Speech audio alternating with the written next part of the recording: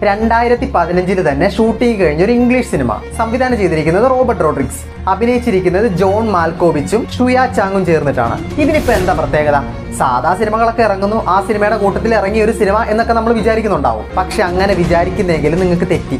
സിനിമയുടെ സംവിധായകൻ അതിന്റെ റിലീസ് നിശ്ചയിച്ചിരിക്കുന്നത് 100 വർഷങ്ങൾക്ക് ശേഷമാണ്. കൃത്യമായിട്ട് പറഞ്ഞാൽ നവംബർ 18, 2115.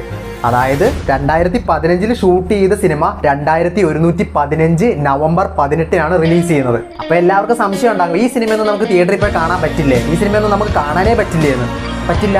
സംവിധായകൻ ടാഗ് ലൈൻ കൊടുത്തിരിക്കുന്നതും അത് തന്നെയാണ് കേട്ടോ. The movie you will never see എന്നാണ്. ഇതൊരു എക്സ്പെരിമെന്റൽ സയൻസ് ഫിക്ഷൻ പടമായിട്ടാണ് വെളിപ്പെടുത്തിയിരിക്കുന്നത്. സിനിമയുടെ പേര് ഈ പറഞ്ഞതുപോലെയൊക്കെ തന്നെയാണ്, 100 Years എന്നാണ്. തമാശയോടാണെങ്കിലും സത്യസന്ധമായ ഒരു കാര്യം പറയാം, ജീവൻ ഉണ്ടെങ്കിൽ നമുക്ക് ഈ സിനിമ തിയേറ്ററിൽ പോയി കാണാം.